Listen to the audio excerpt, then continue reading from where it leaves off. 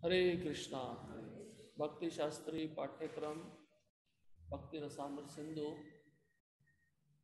अब तक हमने 7 अध्याय इस ग्रंथ के पूर्ण कर लिए हैं। पिछला अध्याय जो था भक्ति सिद्धांतों के प्रमाण अंग लक्षण। श्रील रूप गोस्वामी भक्ति के कुछ मूल सिद्धांतों का वर्णन किए हैं, जिसमें से 10 प्रमुख सिद्धांत हैं। उनका विस्तार पूर्वक वर्णन पिछले अध्याय में रूप गोस्वामी किए, जैसे प्रामाणिक गुरु की शरण में जाना, उनसे दीक्षा प्राप्त करना, उनकी सेवा करना, उसके पश्चात साधु पुरुषों के पद चिन्हों का अनुसरण करना, तीर्थ स्थान में किस प्रकार से निवास किया जाए और जितना आवश्यक हो उतना ही स्वीकार करना। इसके पश्चात हर एक भक्त को एकादशी के दिन उपवास रखना चाहिए और वट वृक्ष को नमस्कार करना और श्री कृष्ण विमुख जन त्याग, जिसको कहते हैं जनसंग, जनसंग से भक्त को दूर रहना चाहिए और अयोग्य शिष्य ना बनाना, अधिक मंदिर ना बनाना या अधिक पुस्तकें ना पढ़ना, क्योंकि ये सब करने से हमारी भक्ति नष्ट हो सकती है। एक उत्तम अधिकारी जो होता है वह बहुत ही विद्वान होता है, ज्यादा शिष्य बनाता है तो उन सब शिष्यों को भगवान की सेवा में नियुक्त करता है। और मंदिर बनाने के पीछे उसका उद्देश्य होता है ज्यादा से ज्यादा प्रचार हो और ज्यादा से ज्यादा लोग उस संस्था के साथ, उस भक्ति के साथ जुड़ें। और जब भी वह पुस्तकें पढ़ता है तो भक्ति से संबंधित पुस्तकों का अध्ययन करता है। और देवताओं का भी सम्मान करना चाहिए, इसके बारे में भी रूप गोस्वामी कहते हैं कभी भी देवताओं का अनादर नहीं होना चाहिए और हानि हो लाभ हो उसमें समदृष्टि होनी चाहिए। और अंत में किसी भी जीव को पीड़ा ना पहुंचाना, जिसको हिंसा कहते हैं। मनसा वाचा कर्मणा, हमसे किसी भी जीव के प्रति पीड़ा या हिंसा ना हो। आज अध्याय क्रमांक 8, जिसका शीर्षक है वर्जनीय अपराध। जब भी कोई ब्राह्मण दीक्षा लेता है तो उससे पूर्व उस भक्त को ये सारे अपराधों के विषय में पता होना चाहिए, क्योंकि ये अपराध अगर हम करते रहेंगे तो हमें शुद्ध भक्ति प्राप्त नहीं हो पाएगी। इसलिए रूप गोस्वामी अलग अलग पुराणों से अपराधों की लंबी लिस्ट देते हैं कि जब हम भगवान के सम्मुख जाते हैं तो हमें कैसे बैठना है, कैसे बोलना है और कैसे व्यवहार करना है अन्य भक्तों के साथ में। और जब पुजारी भगवान के समक्ष सेवा के लिए जाता है तो उसके लिए भी कुछ वर्जनीय अपराध रहते हैं, इसको आज हम पढ़ेंगे। पूरक वैदिक साहित्य में भगवान की सेवा से संबंधित निम्नलिखित 32 अपराधों की सूची मिलती है।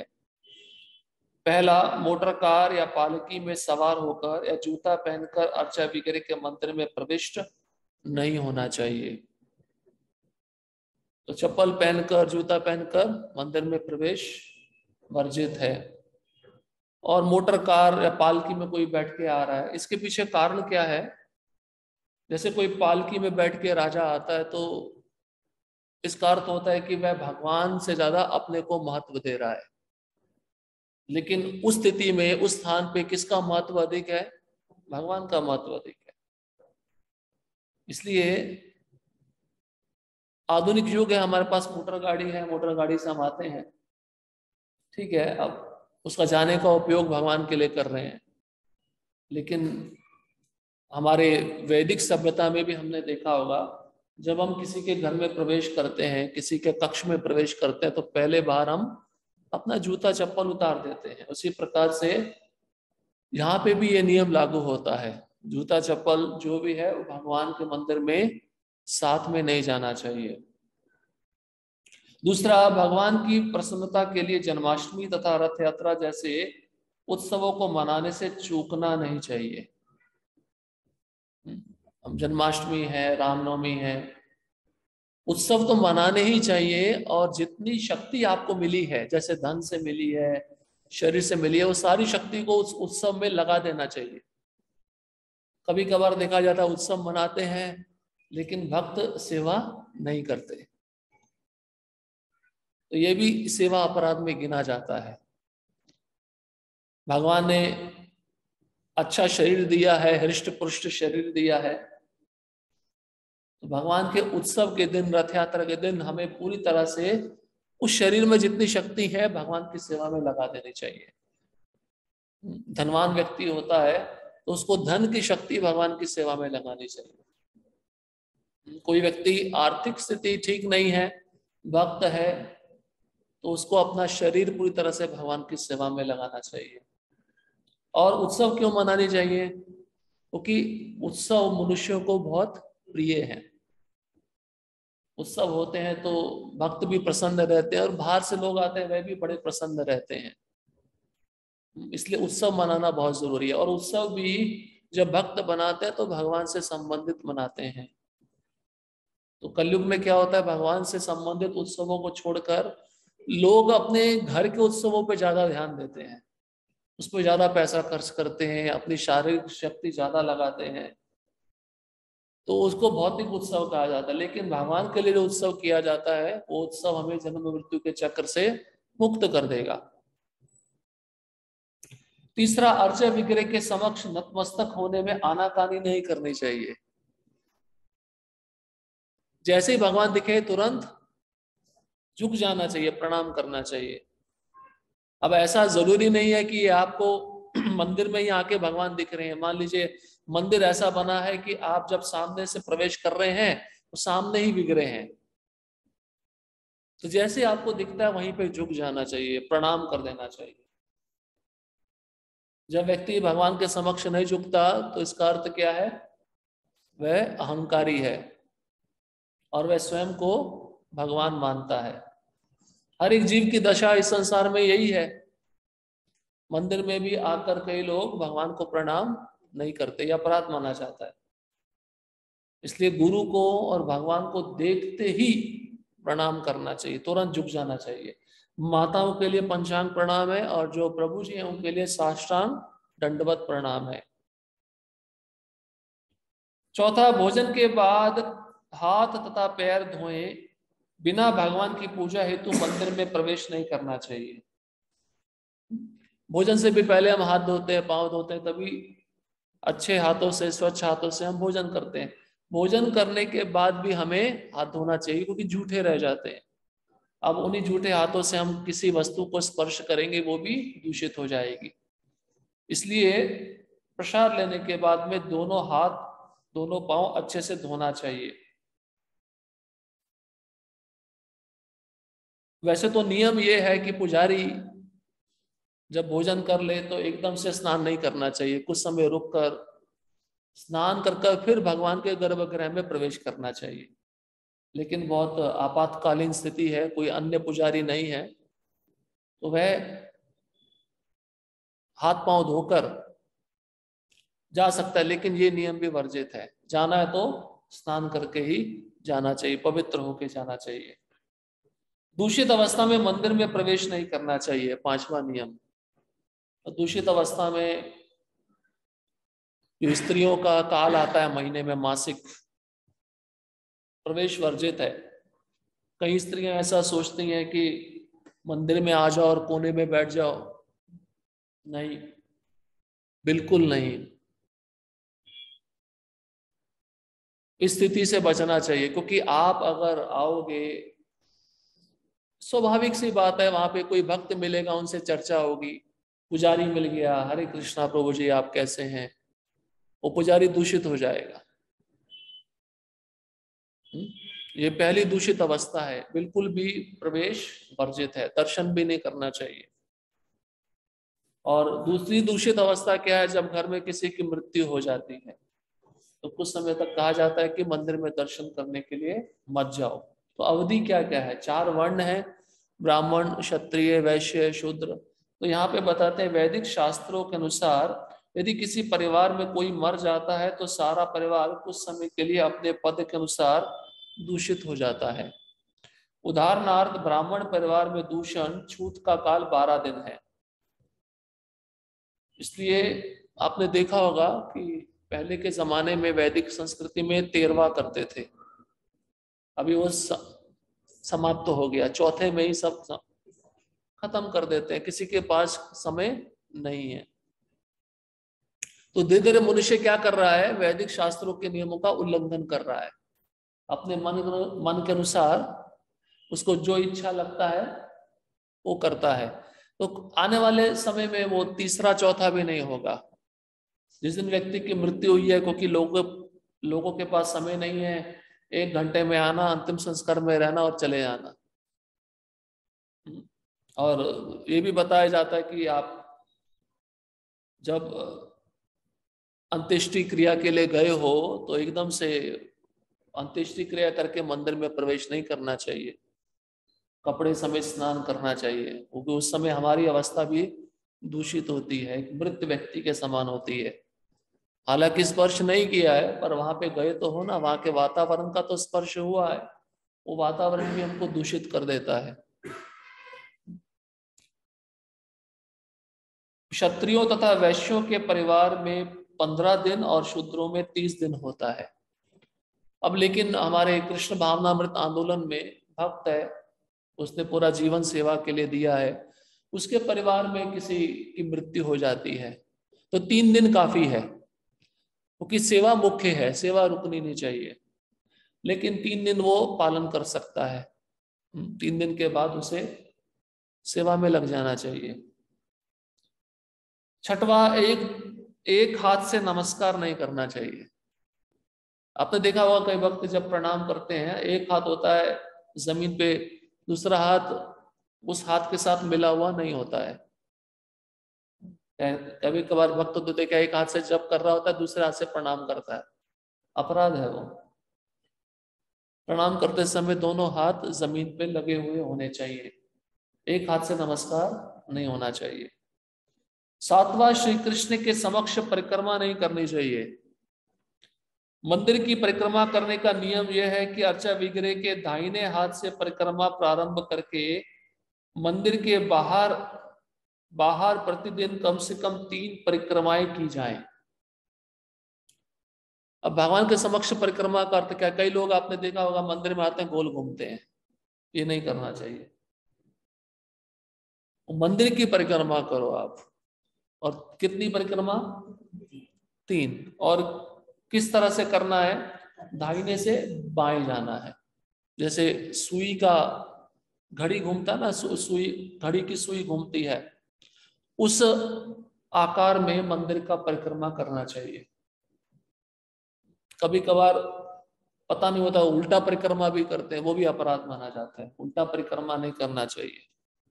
और ऐसा भी बताते हैं कि भगवान जब विश्राम कर रहे हो, मंदिर बंद रहता है, उस समय भी परिक्रमा नहीं करनी चाहिए, या भगवान जब भोग स्वीकार कर रहे हो उस समय भी परिक्रमा नहीं करनी चाहिए, ये भी नियम है। या भगवान का जब अभिषेक हो रहा हो तब भी परिक्रमा नहीं करनी चाहिए। इन 3 अवस्थाओं को छोड़कर दाहिने से बाएं की ओर जाकर हमें मंदिर की 3 बार परिक्रमा करनी चाहिए। 8वां, अर्चा विग्रह के समक्ष अपने पांव नहीं फैलाने चाहिए। इसलिए मंदिर में आते हैं आप, भगवान के समक्ष पांव फैला के बैठे, इसका अर्थ क्या? आप भगवान को अपने पांव दिखा रहे हो। आपको बैठने में दिक्कत है तो कुर्सी पे बैठ जाइए, लेकिन पांव फैला के नहीं बैठना चाहिए। और बैठना भी कैसे है? आपका चरण ढका हुआ होना चाहिए, कपड़े से ढका हुआ होना चाहिए। कभी कभार लोग आते हैं तो उनको बैठने का भी तरीका पता नहीं होता, वो भी बताना पड़ता है। उनको क्या लगता है हमारा घर ही है, जैसे हम अपने घर में बैठते हैं वैसे ही हम यहाँ पे बैठेंगे। ये क्यों नीति नियम बता रहे हैं रूप गोस्वामी? मनुष्य शरीर में आए हो तो एक जिम्मेदारी है, कैसे खाना है, कैसे बोलना है, कैसे बैठना है, ये नहीं सीखेंगे तो हमारा जीवन कैसा है? पशु के समान है। उसके पश्चात अपने हाथों से टखने, कोहनी या घुटने पकड़कर अर्चा विग्रह के समक्ष नहीं बैठना चाहिए। अपने हाथों से पाँव के टखने को छू रहे हैं, कोहनी को छू रहे हैं और घुटने को पकड़ रहे हैं, इस तरह से भी नहीं बैठना चाहिए। सीधा बैठना चाहिए, भगवान के सामने बैठना चाहिए। ये सब, ये जो अंग बताए हैं, टखना हो गया, घुटना हो गया, ये दूषित अवस्था में रहते हैं, क्योंकि शरीर का निचला भाग है ना, निचले भाग से हम मल मूत्र त्यागते हैं। इसलिए नियम रहता है, पुजारी भी जब आरती करता है तो घंटी कमर के ऊपर से बजानी चाहिए, वो घंटी नीचे नहीं जानी चाहिए, दूषित अवस्था होती है वो। 10वां, कृष्ण के अर्चा विग्रह के समक्ष लेटना नहीं चाहिए। कईयों को घर में नींद नहीं आती तो मंदिर में अच्छी नींद आती है, तो सोचते हैं हम यहाँ पे सो जाएंगे। लेटना मतलब भगवान के मंदिर में सोना नहीं चाहिए। 11वां, अर्चा विग्रह के समक्ष प्रसाद ग्रहण नहीं करना चाहिए। इसलिए आपने देखा होगा, अगर किसी मंदिर के पास में हॉल ही है, प्रसादम हॉल नहीं बना है, उसी हॉल में प्रसाद लेना है तो पर्दा लगा दिया जाता है, कर्टेन लगा के ही हमें प्रसाद लेना चाहिए। ये नहीं कि भगवान का दर्शन खुला है हम प्रसाद ले रहे हैं। द्रोण में भी मिलता है तो मंदिर के अंदर नहीं लेना है, मंदिर से बाहर जाके लेना चाहिए। एक बड़ा व्यक्ति आपके घर में आ जाए तो उसके सामने आप खाओगे? पहले आप उसको खिलाओगे। तो भगवान तो श्रेष्ठ है, परम श्रेष्ठ है। 12वां, अर्चा विग्रह के समक्ष कभी झूठ नहीं बोलना चाहिए। साक्षी गोपाल की कथा आती है, वो जो ब्राह्मण था वृद्ध, उसने झूठ बोल दिया था। पहले तो बोला मैं अपनी पुत्री का विवाह तुम्हारे साथ करूंगा, लेकिन बेटे के दबाव में आकर उसने बोला मैंने ऐसा बोला ही नहीं। अगर आप कुछ बोल रहे हो भगवान के सामने तो उसको सत्य भी करना चाहिए। 13वां, अर्चा विग्रह के समक्ष ऊंची आवाज में नहीं बोलना चाहिए। ऊंचा आवाज मतलब क्रोध करना। मंदिर में हो तो एकदम आराम से बोलना चाहिए। अब मंदिर में भक्त रहते हैं, एक भक्त का दूसरे भक्त के साथ व्यवहार अच्छा नहीं है, द्वेष है, तो ये नहीं कि मंदिर के अंदर ही झगड़ा शुरू हो जाए भगवान के समक्ष। वो एक कमरे में हो और आराम से बातचीत करके उसको सुलझाया जाए। ये सब नियम भक्तों के लिए भी है जो मंदिर में रहते हैं। 14वां, अर्चा विग्रह के समक्ष अन्यों से बातें नहीं करनी चाहिए। अन्यों से मतलब अन्य विषय पर। अगर आपको दूसरे से बात करना है तो भगवान के विषय में बात करो। कृष्ण का श्रृंगार इतना सुंदर है, ये नहीं कि अब किसी के प्रति द्वेष है तो उसका निंदा कर रहे हो आप। अन्य का अर्थ इस प्रकार से है। 15वां, अर्चा विग्रह के समक्ष रोना या चिल्लाना नहीं चाहिए। कभी कभार बाहर के लोग आकर उनके जीवन में कुछ दुर्घटना हो जाती है तो रोने लगते हैं, चिल्लाने लगते हैं भगवान के समक्ष। नहीं, ये वर्जित है। 16वां, अर्चा विग्रह के समक्ष लड़ना झगड़ना नहीं चाहिए। 17वां, अर्चा विग्रह के समक्ष किसी को डांटना नहीं चाहिए। बड़े पद पे अधिकारी है, किसी छोटे भक्त ने कुछ सेवा में त्रुटि कर दिया है, गलती कर दिया, तो उसको प्रेम से समझाओ और एक कक्ष में ले जाकर समझाओ। वो स्थान मंदिर नहीं है। जो मंदिर का हॉल होता है वो कीर्तन और भगवान के गुणगान के लिए होता है, कथा कीर्तन के लिए होता है। इसके अतिरिक्त और कुछ भी वहां पे नहीं करना चाहिए। 18वां, अर्चा विग्रह के समक्ष भिखारियों को भिक्षा नहीं देनी चाहिए। इसलिए भिखारी लोग कहाँ बैठते हैं? मंदिर के बाहर बैठते हैं। आप विग्रह के समक्ष भिखारी को भिक्षा दे रहे हो तो वो भिखारी श्रेष्ठ हो गया भगवान से। दान तो भगवान को देना चाहिए, लेकिन आप दान भगवान के समक्ष उस भिखारी को दे रहे हो, ये भी अपराध है। 19वां, अर्चा विग्रह के समक्ष अन्यों से बहुत कटु वचन नहीं बोलना चाहिए। कटु मतलब मन को दुखी करने वाला, ऐसा वचन जो द्वेष से भरा हो, ईर्ष्या से भरा हो, या कुछ बदले की भावना से भरा हो, ऐसे वचनों का उपयोग भगवान के विग्रह के समक्ष नहीं होना चाहिए। 20वां, अर्चा विग्रह के समक्ष रोएदार कंबल नहीं ओढ़ना चाहिए। क्यों?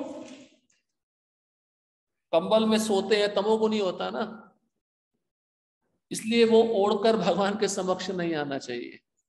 इसका अर्थ ये भी है कि जो वस्त्र आपने कल पहने हैं सोते समय और आप स्नान नहीं किए उसी वस्त्र में आ गए, ये भी अपराध है।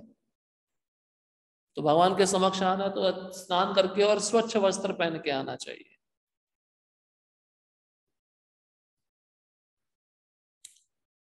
21वां, अर्चा विग्रह के समक्ष किसी अन्य की स्तुति या बड़ाई नहीं करनी चाहिए। वही सिद्धांत है, आप अन्य की स्तुति कर रहे हो तो आप भगवान से उसको श्रेष्ठ मान रहे हो। स्तुति किसकी होनी चाहिए? भगवान की होनी चाहिए।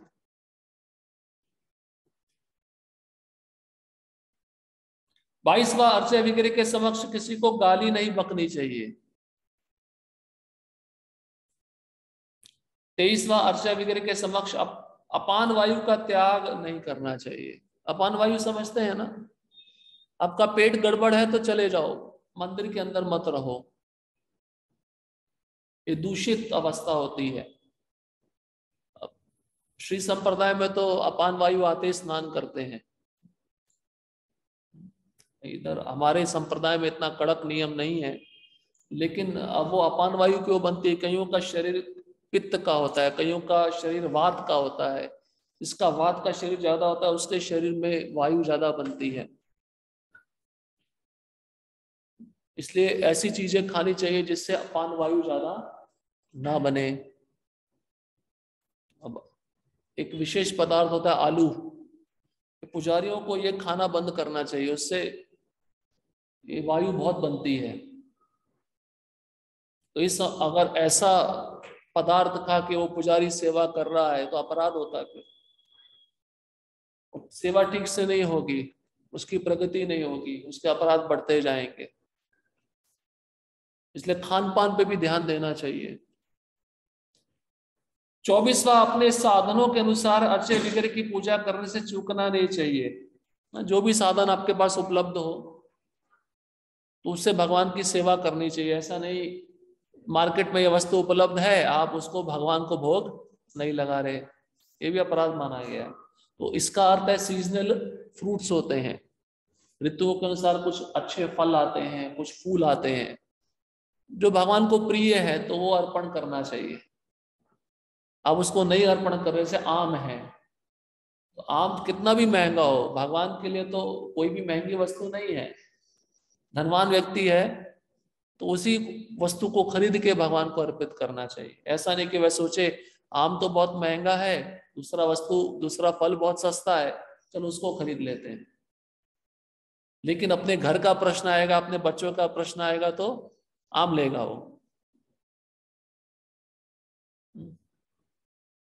भगवत गीता में कहा गया है कि यदि कोई भक्त भगवान को पत्ती या थोड़ा जल भी अर्पित करे तो वे प्रसन्न हो जाते हैं। भगवान द्वारा बताया गया यह सूत्र निर्धन से निर्धन व्यक्ति पर लागू होता है।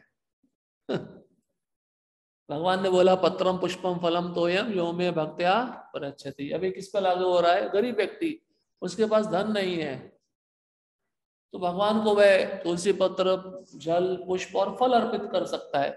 अभी नियम उस धनवान व्यक्ति पर लागू नहीं होता। वो सोचे चलो भगवान ने मेरे लिए भी ये नियम रखा है, भगवान इतने दयालु हैं, मैं तो करोड़पति हूं, भगवान एक तुलसी के पत्ते से प्रसन्न हो जाता है, चलो वही अर्पित कर देता हूं, एक पत्ता अर्पित करने से मुझे 1 करोड़ मिल जाएगा। इसको कहते हैं साधन आपके पास में है लेकिन उस साधन का उपयोग भगवान की सेवा में नहीं करना। शरीर भी अच्छा है, जैसे पहले भी बताया, अच्छी खासी सेवा कर सकता है लेकिन सेवा नहीं करना है आलस के कारण, ये भी अपराध माना जाता है। क्षमता है 8 घंटे की, पर आप बोलेंगे प्रभु जी मैं तो 4 घंटे ही करूंगा, तो 4 घंटा आपने अपराध किया फिर भगवान का। तो अपराधों के कारण हम भगवान से दूर चले जाते हैं, ये अपराध ही हमको भगवान से दूर लेके जाते हैं।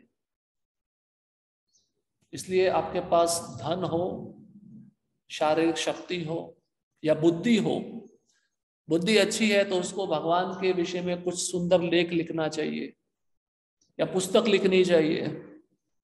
अगर वह नहीं कर रहा है तो अपराध है, आलस है, तमोगुण है।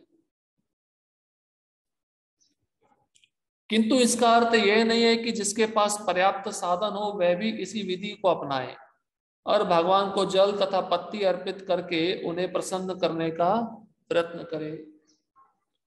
यदि उसके पास पर्याप्त साधन हो तो उसे अच्छे अच्छे अलंकरण, देखिए भगवान को अच्छे से अच्छा गहना देना चाहिए, उत्तम फूल, सुगंधित फूल, फ्रेश, ताजे, ये नहीं कि 2 दिन पुराने हैं, बासी हैं, वो आप भगवान को लाके अर्पित कर रहे हो। तो आप जैसा व्यवहार करोगे भगवान अंतिम समय में वैसा आपके साथ व्यवहार करेंगे। और भोज्य सामग्री अर्पित करनी चाहिए और सारे उत्सव मनाने चाहिए। तो इसलिए भगवान के किचन में जो वस्तु होनी चाहिए A1 क्वालिटी की होनी चाहिए। आप खा रहे हो बासमती राइस और भगवान को एकदम लो क्लास का राइस दे रहे हो, ये अपराध है।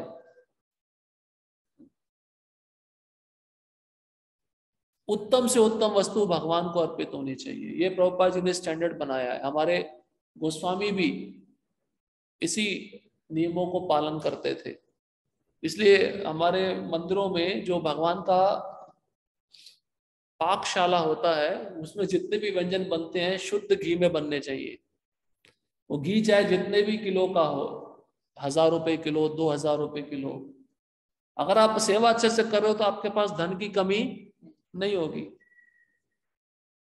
हमें डर ये रहता है ना कि हम लगा देंगे तो आएगा कहां से, लेकिन लक्ष्मी तो भगवान की है। अब लक्ष्मी देखेगी भगवान की सेवा अच्छे से हो रही है तो मैं वहीं पे रहूंगी। ऐसे दुष्ट व्यक्ति के पास थोड़ी ना रहूंगी जो अपने लिए सारी वस्तु का भोग कर रहा है और भगवान को कुछ भी अर्पित नहीं कर रहा है। आजकल मंदिरों में क्या हो रहा है, जो दान आ रहा है, दान कहाँ जा रहा है? वो पुजारियों की जेब में जा रहा है। इसलिए मंदिर का ठीक से रेनोवेशन नहीं होता, कुछ सेवा पद्धति नहीं होती, कुछ प्रचार कार्य नहीं होता। इसलिए इस भावना को मन में नहीं लाना चाहिए। मंदिर वही चलाने चाहिए जो विरक्त है संसार से। इसलिए हमारे गोस्वामी लोग मंदिर चलाते थे। आप देखिए जीव गोस्वामी राधा दामोदर मंदिर चलाते थे, गोपाल भट्ट गोस्वामी राधा रमन, और ये मंदिर जो है बड़े बड़े राजाओं ने बनाए थे, नित्य नियम से भोग लगता था। अब वस्त्र की बात आई तो भगवान को वस्त्र अर्पित किया जा रहा है कॉटन साधारण, और व्यक्ति जो पुजारी है पहन रहा है मटका सिल्क 5000 रुपए मीटर वाला। यह अपराध है, महाअपराध है। इसका मतलब आप अपने को भगवान से श्रेष्ठ मान रहे हो, आप ही भगवान हो, कहने का मतलब ऐसा भी है। इसके पीछे एक कारण और क्या है, जब आप अच्छी वस्तुएं भगवान को अर्पित करोगे तो आपकी भोग भावना इन वस्तुओं के प्रति समाप्त हो जाएगी। हम इन वस्तुओं को ही साथ में चिपका के बैठे ना, अच्छा खाना, अच्छा पहनना, अच्छा संग करना, तो ये सब वस्तुएं जब हम भगवान को अर्पित कर देंगे तो इन चीजों के प्रति हमारी आसक्ति नष्ट होगी। वही सिद्धांत है। जो भोक्ता बनने का, स्वामित्व बनने का भाव है जीव के अंदर, इन्हीं वस्तुओं को भोगने के कारण आता है। जब वे वस्तुएं भगवान की सेवा में अर्पित होती हैं तो वो भोक्ता भाव चला जाता है। फिर भोक्ता कौन होते हैं? कृष्ण होते हैं। इसलिए लोग बोलते हैं आप इतने बड़े बड़े मंदिर क्यों बनवाते हो, इतने पैसा क्यों बर्बाद करते हो? अरे ये मंदिर तो कुछ भी नहीं है, भगवान के लिए तो सोने के ईंट का मंदिर बनना चाहिए। तो ये पचन होगा क्या बाहर के लोगों को?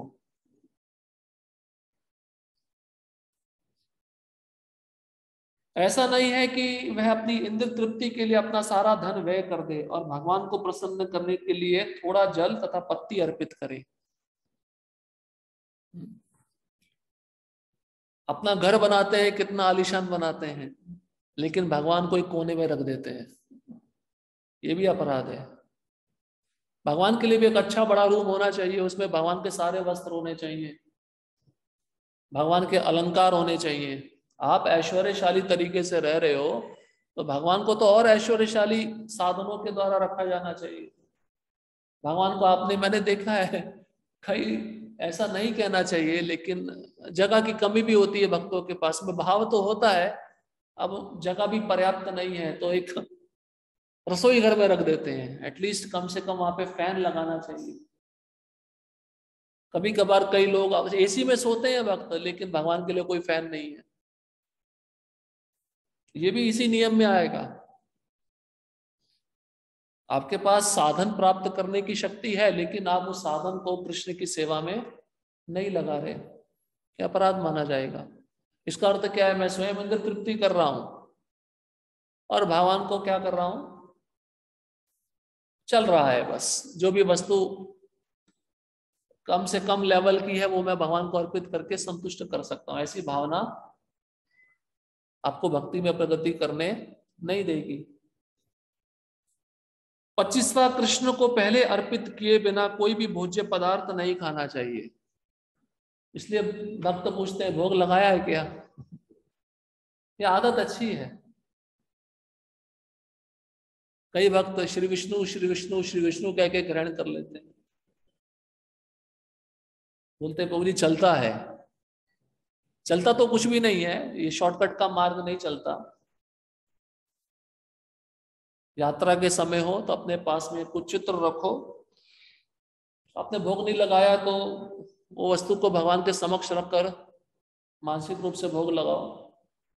तुलसी पत्र हो तो अच्छा है, नहीं है तो मन मन से तुलसी पत्र अर्पित करो, फिर खा लो। लेकिन ये हर समय नहीं होना चाहिए नियम कि ये अपने मन से बना लिया चलो हर समय लागू हो जाएगा। ठीक है, आपातकालीन स्थिति है, कुछ खाने के लिए नहीं है, चलता है, लेकिन मन का स्थिति ऐसा होता है कि हम अपने अनुसार कोई नियम बनाते हैं, हम सोचते हैं ये नियम ही सही है। तो भगवान को भोग लगाए बिना हमें कुछ भी वस्तु ग्रहण नहीं करनी चाहिए। भक्ति सिद्धांत महाराज की कथा पता है ना? भक्ति सिद्धांत महाराज के पिता भक्तिविनोद ठाकुर आम लेकर आए थे, तो उन्होंने आम खा लिया। भक्ति विनोद ठाकुर ने पूछा अपने पुत्र को, आपने भोग लगाया था भगवान को? बोले नहीं लगाया। बोले आप अपराधी हो। भक्ति सिद्धांत महाराज जीवन भर आम नहीं खाए, जीवन भर उन्होंने आम का शक्ल नहीं देखा। उनके शिष्य आकर उनको आम देते थे लेकिन वे बांट देते थे, और आम को देखकर उनकी आंखों में आंसू आते थे। उनकी भावना ऐसी होती थी मैं अपराधी हूं। 7 साल की उम्र में वो अपराध किया था, बच्चे थे। प्रभुपाद भी एक बार लेक्चर में बोले मुझे आम पसंद है, जब मैं आम को देखता हूं तो मैं अपने गुरु महाराज का स्मरण करता हूं कि मेरे गुरु महाराज इस आम को देखकर रोते थे, तो मैंने इसको कृष्ण को अर्पित किए बिना भोग लिया। हर वस्तु पे किसका अधिकार है? कृष्ण का है। ये हमें समझ लेना चाहिए, ये पत्थर की लकीर वाला नियम होना चाहिए, तभी आपके मन से भोग की भावना खत्म होगी। ये हम नहीं समझ पाए तो स्वामित्व भावना, भोग की भावना संसार के वस्तुओं पे, विषयों पे बनी रहेगी। इसलिए भगवान को अर्पित किया हुआ ही खाना चाहिए। कई लोग बोलते हैं देवताओं को अर्पित किया हुआ ये भी प्रसाद है, नहीं खाना चाहिए। एटलीस्ट वैष्णवों को तो नहीं खाना चाहिए, क्योंकि देवता भी जब ग्रहण करते हैं तो भगवान को भोग लगाए बिना ग्रहण नहीं करेंगे। हमसे तो ज्यादा समझदार है देवता, हमारे ऐसे मूर्ख तो नहीं है ना। उनको सब नियम पता है, उच्च लोकों में रहते हैं, उनके आराध्य ही भगवान है, तो उनको भोग लगाए बिना वो कैसे खा लेंगे? ये शिव जी का प्रसाद है, शिव जी ग्रहण नहीं करते। सबसे पहले कृष्ण को भोग लगता है, फिर शिव जी उसको महाप्रसाद के रूप में ग्रहण करते हैं। जगन्नाथ मंदिर में क्या होता है, पहले जगन्नाथ जी को भोग लगने के बाद कहाँ जाता है वो? बिमला देवी के पास जाता है, पार्वती के पास जाता है, उसके बाद में वो आनंद बाजार में आता है। ये नियम है। इसलिए घर में भी जो बना रहे हो पहले भगवान को भोग लगाओ, कुछ भी बना रहे हो। शास्त्र में तो यहां तक लिखा है जो भगवान को भोग लगा के नहीं खाता वो मल खाता है, मल, सुअर का मल खा रहा है वो। और जल भी जो भोग लगा के नहीं पी रहा है वो मूत्र पी रहा है, शास्त्र ऐसा बोलता है, मूत्र।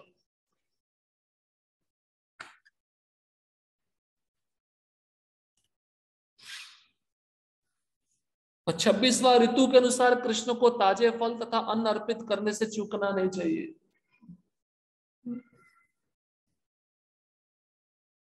आपके पास कोई कला है अच्छा व्यंजन बनाने की जो कृष्ण को पसंद है, बनाना चाहिए। कृष्ण के पास भी लिस्ट है, बहुत अजीब अजीब पदार्थ हैं जिसका नाम भी आपने नहीं सुना होगा, हरि भक्ति विलास में सब पदार्थ दिए हैं। तो रिसर्च करना चाहिए मुख्य रूप से माताओं को क्या अच्छा लगता है। किसी व्यक्ति को आप उसके भाने वाली वस्तु अर्पित करोगे, व्यक्ति कितना प्रसन्न हो जाएगा। कृष्ण की भी कुछ इच्छा होती है, उनके भी कुछ विशिष्ट व्यंजन है जो उनको पसंद है। 27वां, भोजन बन जाने के बाद जब तक उसे अर्चा विग्रह को अर्पित ना कर दिया जाए तब तक उसे किसी को नहीं देना चाहिए। ये पुजारी के लिए है, इसलिए पूछना चाहिए भोग लगा दिया या नहीं लगाया है। कभी कभार गलती में पुजारी भी क्या करता है, भोग नहीं लगाया वही उठा के प्रसाद समझ के बांट देता है, अपराध है ये भी।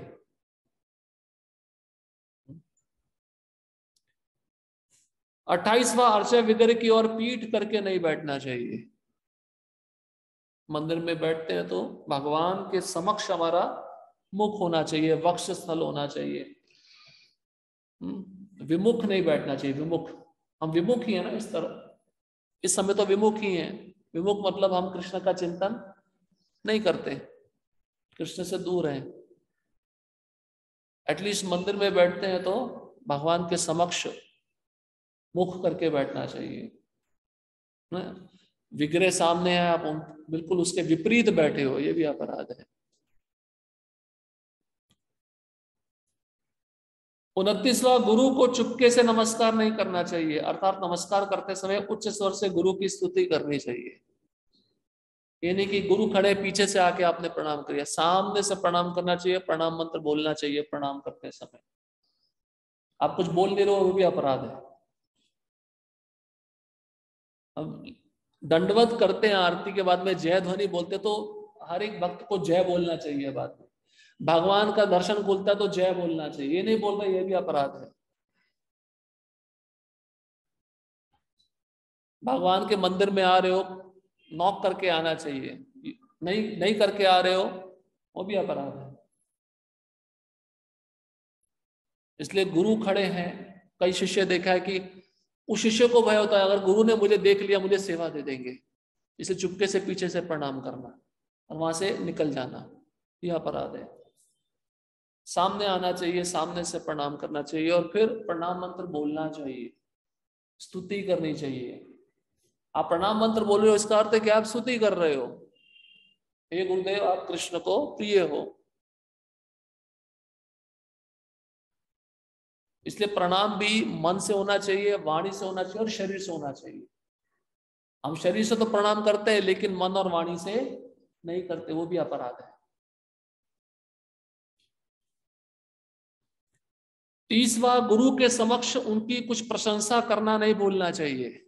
आप गुरु के सामने गए हो, गुरु का ग्लोरिफिकेशन करना शिष्य का धर्म है। शिष्य का कर्तव्य क्या है, गुरु का गुणगान करना। खाली व्यास पूजा के दिन ही गुणगान नहीं करना चाहिए। चलो 365 दिन है साल में, उसमें एक दिन आ गया व्यास पूजा का, चलो गुरु महाराज को श्रद्धांजलि लिख देते हैं, बस हमारा कार्य पूरा हो गया। गुरु का सदैव गुणगान करना चाहिए। इसलिए गायत्री करते समय क्या अर्थ है, ध्यायंस्तु वंशस्य यशस्त्री संध्यम, त्रिसंध्यम, 3 समय गुरु का गुणगान करना चाहिए। वैसे तो हर समय करना चाहिए लेकिन सुबह, मध्याह्न और शाम के समय। क्यों क्यों करना चाहिए, गुरु कृष्ण को प्रिय है, वो आपको कृष्ण के पास लेके जाएंगे, उन्होंने ही आपका संबंध कृष्ण के साथ स्थापित किया है। तो आप ऐसे गुरु का गुणगान नहीं करोगे तो आप कृष्ण का गुणगान कैसे कर पाओगे फिर। भाई गुरु से आपका आपका जितना प्रेम है वो दर्शाता है कि कृष्ण से कितना प्रेम है। जब आपका गुरु से ही प्रेम नहीं है, गुरु के प्रति आपका सेवा का भाव नहीं है, तो आप कृष्ण की सेवा क्या करोगे? संभव ही नहीं है। 31वां गुरु के समक्ष अपनी बड़ाई नहीं करनी चाहिए।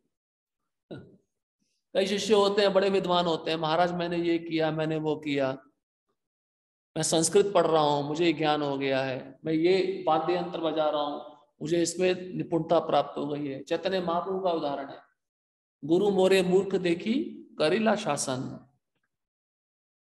चैतन्य महाप्रभु प्रकाशानंद सरस्वती को कहते हैं, गुरु ने मुझे मूर्ख समझा है, इसलिए कहा है कि तुम वेद पढ़ने के अधिकारी नहीं हो, तो महामंत्र का जप करो बस। चैतन्य महाप्रभु स्वयं भगवान होकर क्या कह रहे हैं? मैं मूर्ख हूं एक नंबर का गुरु के सामने। और शिष्य लोग आजकल क्या करते हैं? गुरु के सामने जाकर अपना विद्वत्ता प्रकट करते हैं, मतलब आप गुरु से श्रेष्ठ हो गए। ये भी अपराध है। गुरु के सामने हम कितने भी विद्वान क्यों ना हो, हमने भक्ति में कितना साल बिताया हो, हमें क्या समझना है गुरु के सामने? मैं एक नंबर का नालायक, एक नंबर का मूर्ख हूं। ये हमारा मनोदशा होना चाहिए। मैं गिरा हुआ इंसान हूं। जब तक ये भाव नहीं आएगा तब तक आप गुरु को प्रसन्न नहीं कर पाओगे। 32वां अर्चा विग्रह के समक्ष देवताओं का उपहास नहीं करना चाहिए। अरे इंद्र देखो कैसा है, इंद्र को बुद्धि नहीं थी, इंद्र ने ब्रजवासियों को मारने का प्रयास किया। वो भगवान की लीला है, भगवान दिखाना चाहते हैं कि मैं श्रेष्ठ हूं। इसका अर्थ ये नहीं कि आप देवताओं का मजाक उड़ाने लग जाओ। देखो देखो शिवजी मोहिनी के पीछे भागने लगे, मोहिनी से आकर्षित हो गए। वो भगवान है साक्षात, उनकी माया है, उन्हीं से आकर्षित होंगे, ये संसार की माया से आकर्षित नहीं होते हो। ब्रह्मा जी देखो उनका पूरा शरीर बुद्धि से बना है, फिर भी बुद्धि नहीं, भगवान के ग्वाल बाल चुरा लिए। इस प्रकार का उपहास अनादर देवताओं का नहीं करना चाहिए। क्यों? क्योंकि वो देवता भगवान के कहने के अनुसार इस सृष्टि का संचालन कर रहे हैं। यह 32 अपराधों की सूची है। इनके अतिरिक्त अपराधों की बहुत बड़ी संख्या है जिनका उल्लेख वराह पुराण में हुआ है। वे इस प्रकार है। चलो 32 अपराध आपने सुन लिए, अभी अपराध यहाँ पे खत्म नहीं हुए, अभी और अपराध हैं, सुनो। पहला, अंधेरे कमरे में अर्चा विग्रह को नहीं छूना चाहिए, ये पुजारी के लिए। इसलिए पहले जाकर पुजारी जब जाता है भगवान को जगाने, सबसे पहले उसको लाइट ऑन करनी चाहिए, तब भगवान को स्पर्श करना चाहिए। अंधेरे में भगवान का विग्रह को स्पर्श नहीं करना चाहिए। दूसरा, अर्चा विग्रह के पूजन के विधि विधानों का कड़ाई से पालन करना चाहिए। अब आरती है, अभिषेक है, श्रृंगार है, इसमें कुछ नियम है। आपका हाथ शरीर के किसी अंग को स्पर्श हो जाए तो आचमन करना पड़ता है। आप उस जगह को स्पर्श करके भगवान को स्पर्श नहीं कर सकते। और भोग लगाए तो भोग लगाने के बीच में आप शौच क्रिया करने नहीं जा सकते। बहुत सारे विधि विधान है। इसलिए द्वापर युग का भगवत प्राप्ति का विधि था पूजा अर्चना। इसमें इतने विधि विधान है कि व्यक्ति कलयुग का पालन नहीं कर सकता, और करेगा भी तो अपराध होंगे। इसलिए अंत में अपराध शोधन मंत्र होता है, वो पढ़ना चाहिए। वो नहीं पढ़ते हैं तो फिर अपराध वैसे के वैसे रहेंगे।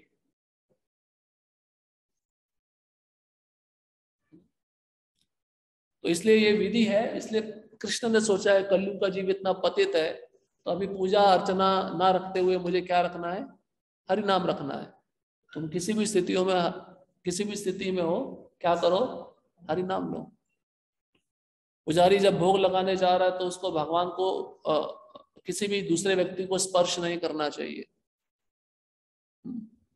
ऐसे स्थान से जाए जिस स्थान पे भीड़ भाड़ नहीं है। इसलिए पुजारियों का कक्ष और मंदिर का गर्भगृह साथ साथ होते हैं। कोई बाहर के लोगों का संपर्क नहीं होना चाहिए। और जो भोग बन रहा है ऐसा पुजारी हो कि उसका खाने में आसक्ति ना हो। पुजारी सेवा भी उसी व्यक्ति को करनी चाहिए। ये नहीं कि भोग खाने में इतनी आसक्ति, आज गुलाब जामुन बने, पहले उसने मन से भोग लगा लिया, भगवान क्या खाएंगे फिर? हाँ? बहुत सारे विधि विधान है, मनसा वाचा कर्मणा, बहुत सारे नियम होते हैं, इसलिए उसका पालन करना बहुत जरूरी है। इसलिए यहाँ पे बताते हैं कड़ाई से पालन करना चाहिए। कड़ाई कड़ाई से पालन करोगे तभी आप रजोगुण तमोगुण को छोड़कर सत्व गुण में आओगे। क्योंकि विग्रह की आराधना सत्वगुणी व्यक्ति कर सकता है, तमोगुणी रजोगुणी नहीं कर सकता, वो अपराध करेगा।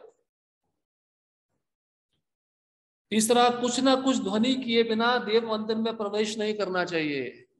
जैसे आप जिस मंदिर के अंदर प्रवेश कर रहे हो, श्री राधा श्याम सुंदर की जय, ये बोलते हुए अंदर घुसना चाहिए, या दरवाजे को नॉक करना चाहिए, ये ध्वनि होता है। ध्वनि के बिना प्रवेश कर रहे हो, ये भी अपराध है। चौथा, कुत्तों या निम्न पशुओं द्वारा देखा गया भोज्य पदार्थ अर्चा विग्रह पर नहीं चढ़ाना चाहिए।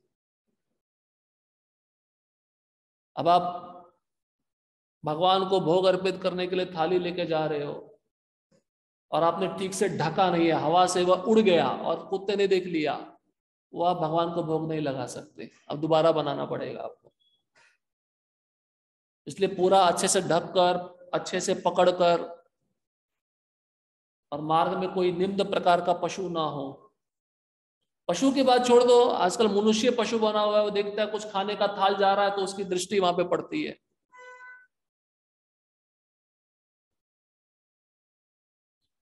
तो इससे बचना चाहिए, पुजारी को थोड़ा सतर्क रहना चाहिए और देख के चलना चाहिए नीचे। कभी कभार पुजारी देख के चलता नहीं है, कुछ पशुओं ने शौच किया होता है, उस पर पांव आ जाए तो दूषित हो जाएगा सब। तो जगह भी साफ होनी चाहिए, वहां पे कोई व्यक्ति थूका हुआ नहीं चाहिए, तंबाकू खा के थूका हुआ नहीं होना चाहिए, पान खा के कई लोग, वो स्थान भी साफ होना चाहिए जहां से पुजारी जा रहा है। पांचवा, पूजा करते समय मौन भंग नहीं करना चाहिए। पूजा करते समय शांत, यानी कि बड़बड़ चालू है, बातचीत नहीं करनी चाहिए। पूजा पूजा मतलब आप चाहे श्रृंगार कर रहे हो, अभिषेक कर रहे हो, भोग लगा रहे हो, उसमें किसी दूसरे से बात नहीं करनी है। उस समय भगवान का चिंतन करो। इसलिए बताते हैं भोग लगाने के बाद पुजारी को गायत्री करनी चाहिए, जो ब्राह्मण दीक्षित है, या भगवान का कीर्तन करना चाहिए करताल लेकर, या आरती गानी चाहिए, राजभोग आरती होती है। छठवा, पूजा में व्यस्त रहते समय पेशाब या शौच करने नहीं जाना चाहिए। वही बात आ गई, पुजारी भोग लगा रहा है और अचानक से वेग आ गया, अब वो कंट्रोल भी नहीं हो रहा है, ये ऐसी स्थिति है, तो वो जा रहा तो अपराध है। इसलिए पानी, कई पुजारी होते हैं पानी बहुत अच्छे से पीते हैं, लेकिन आपकी सेवा है, उस समय तक पानी मत पियो, जब आपकी सेवा पूरी हो जाए फिर अच्छे से पानी पी लो। कुछ आपको अपने शेड्यूल में एडजस्टमेंट करना पड़ेगा।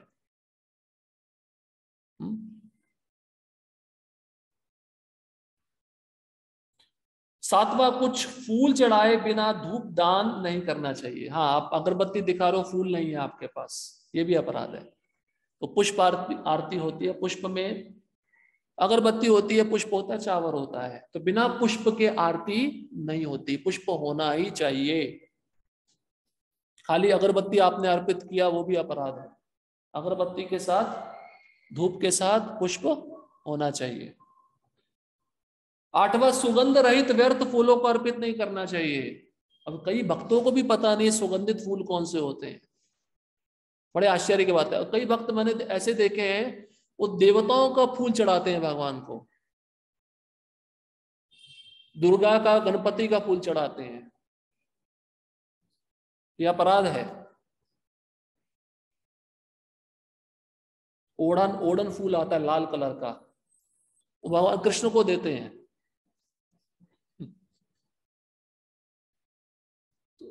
कौन से पुष्प भगवान को अर्पित करना चाहिए? सुगंधित, सुगंध वाले।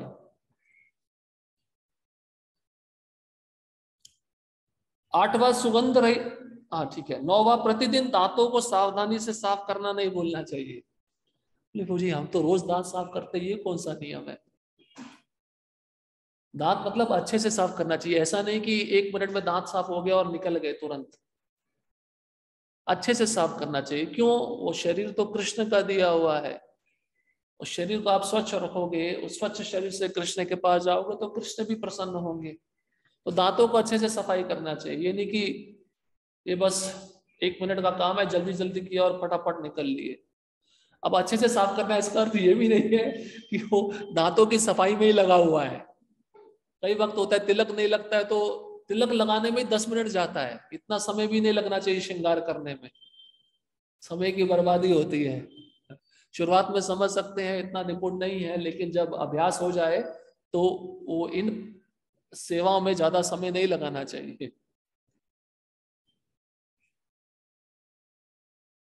10वां, मैथुन के बाद सीधे मंदिर में प्रवेश नहीं करना चाहिए गृहस्थों के लिए। स्नान करके करना चाहिए, जनेऊ बदलना चाहिए। उस ब्राह्मण दीक्षित भक्त होते हैं, मैथुन नहीं, अगर वीर्य भी स्खलन हो जाता है तो जनेऊ बदलना चाहिए, स्नान करना चाहिए। उस दशा में मंदिर में प्रवेश वर्जित है। 11वां, स्त्री को रजो दर्शन काल में स्पर्श नहीं करना चाहिए। मासिक काल होता है, उस समय पति पत्नी को दूर रहना चाहिए, अलग कमरे में सोए, एक ही बिस्तर पे ना सोए। एक बिस्तर पे सोना भी स्पर्श करने के ही बराबर है। इसलिए पहले वैदिक समय में हमारा ये प्रथा था, उस स्त्री को 3 दिन एक कमरे में बंद रखा जाता था। ये गुलामी नहीं है, ये जेल नहीं है, वो नियम है। वो श्राप मिला हुआ है स्त्रियों को, इंद्र ने श्राप दिया है। ब्रह्म हत्या का श्राप है, ब्रह्म हत्या का। ब्राह्मण की हत्या की थी इंद्र ने, तो 4 जगह उसने अपना पाप बांट दिया।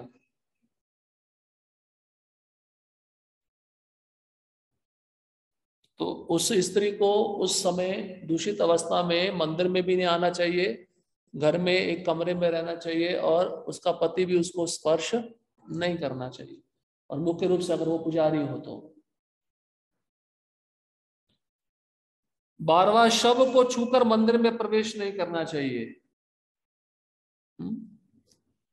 शव को छू लिया ठीक है, और घर के अंदर भी प्रवेश नहीं करना चाहिए। मंदिर तो दूर की बात है, घर के बाहर ही कपड़े समेत स्नान करके, उन कपड़ों को धो के डालकर, फिर अपना बदन पोंछकर, नए स्वच्छ कपड़े पहनकर फिर आप मंदिर में प्रवेश कर सकते हो। 13वां, लाल, नीले या बिना धुले वस्त्र पहनकर मंदिर में प्रवेश नहीं करना चाहिए। लाल, नीले, बिना धुले। लाल होता है रजोगुण, नीला होता है तमोगुण। तो सत्वगुण वाला वस्त्र पहनो, सफेद पहनो, ये सत्वगुण है। और जो सैफरन होता है वो 3 गुणों के परे है। ठीक है, आजकल तो बड़ी बड़ी अच्छी अच्छी वैरायटी आती है कपड़ों की। अब इतना तो नियम कौन लागू करेगा? एटलीस्ट धुले हुए वस्त्र पहन के आओ, इतना तो पालन करो। ये नहीं कि उसी वस्त्र में शौच क्रिया किया है उसी, और कई लोग होते हैं वो हाथ भी धोते नहीं है। तो बहुत भयावह स्थिति है।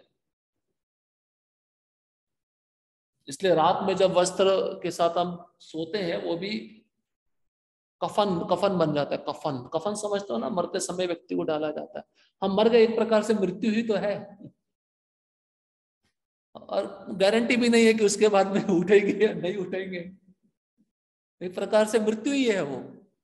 तो 6 घंटा सो गए तो शरीर तो मृत पड़ा हुआ है, तो वो भी कफन बन जाता है। इसलिए उसको धोना चाहिए उठते ही, और नहाकर फिर उसको स्वच्छ वस्त्र पहनकर।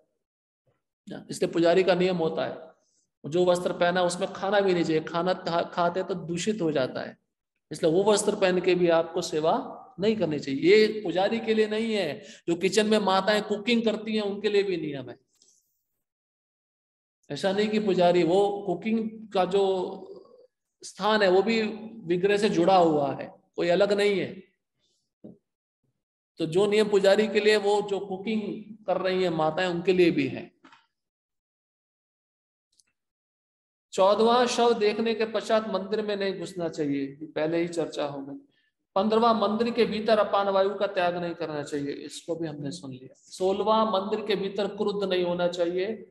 17वां शमशान जाने के बाद मंदिर में प्रवेश नहीं करना चाहिए। 18वां अर्चा विग्रह के समक्ष डकार नहीं लेनी चाहिए। आपके मराठी में क्या बोलते हैं डकार को? हाँ, कई लोग लेते हैं, भक्त भी लेते हैं, जोर से लेते हैं। ये बहुत गलत शिष्टाचार है, ये अच्छा नहीं है। आपके गुरु सामने बैठे और आप ऐसे डकार लो, अच्छा लगेगा?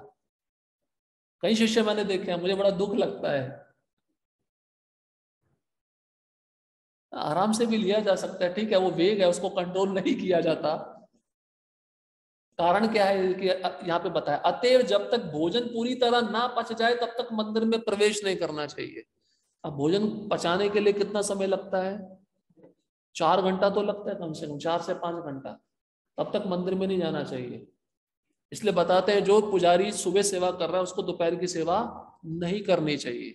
दोपहर की सेवा किसी और पुजारी को करना चाहिए। दोपहर में राजभोग 12 बजे है, सुबह का सेवा 9 बजे, 3 घंटे का अंतराल है। अब वो वही भोजन खा के गया है, उसको पचा नहीं है, डकार आ रहे हैं उसको, अपराध है ये।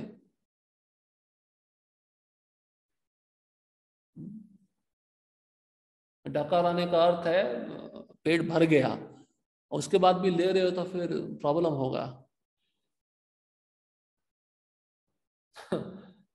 19वां नियम है गांजा नहीं पीना चाहिए, गांजा। गांजे का अर्थ यहाँ पे क्या है? कॉफी नहीं पीनी चाहिए भगवान के समक्ष।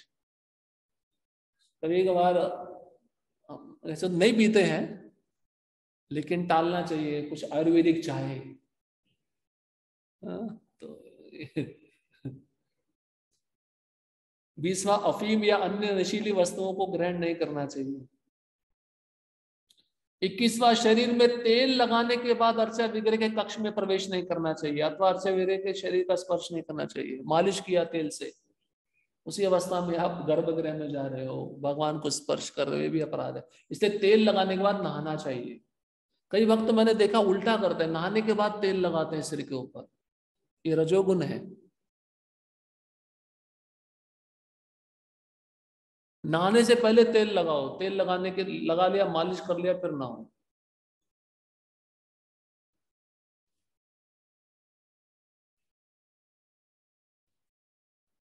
बाईसवां भगवान की श्रेष्ठता बतलाने वाले शास्त्र के प्रति अनादर नहीं करना चाहिए। तो भागवतम भगवान की श्रेष्ठता को स्थापित करता है, भगवत गीता, ऐसे ग्रंथों का अनादर नहीं करना चाहिए। मैं भगवत गीता को नहीं मानता, मैं भागवतम को नहीं मानता, मुझे अजामिल के क्या कहते हैं कथा पे विश्वास नहीं है, मैं क्यों विश्वास रखूं? ऐसा नहीं होना चाहिए। किसी विरोधी शास्त्र का सूत्रपात नहीं करना चाहिए। ऐसा शास्त्र जो भगवान के रूप को स्थापित नहीं कर रहा है, मायावाद का दर्शन स्थापित कर रहा है, तो ऐसे शास्त्र को बतलाना नहीं चाहिए। ये किसके लिए है? कभी कभार भक्त भी इस स्थिति में आ जाते हैं, प्रभुपाद के ग्रंथ नहीं पढ़ते हैं, बाहर के लोगों को कुछ ऐसी चीजें पढ़ लेते हैं जो उनके दिमाग में बैठ जाता है, फिर उस सूत्र को भगवान के भक्तों के समक्ष प्रस्तुत करते हैं कि हम कितने विद्वान हैं। तो भक्ति से संबंधित सूत्रपात को स्थापित किया जाए। भक्ति के अतिरिक्त कोई भी सिद्धांत है उसको ना सुनना चाहिए ना बोलना चाहिए। 24वां अर्चा विग्रह के समक्ष पान नहीं खाना चाहिए। अब आप बोलेंगे प्रभु जी ब्रज में तो पान भोग लगता है भगवान को, पान खाएं। पान भगवान खा सकते हैं, एकादशी उनके लिए नहीं है। पान भी नशीला पदार्थ होता है, उसका पत्ता होता है ना, वो भी नशा से बना होता है। हमारे संप्रदाय में इतने सूक्ष्म नियम है। कभी कभार भक्तों के चौथे मीठा पान, प्रभु जी मीठा पान खाएंगे, नहीं खाना चाहिए।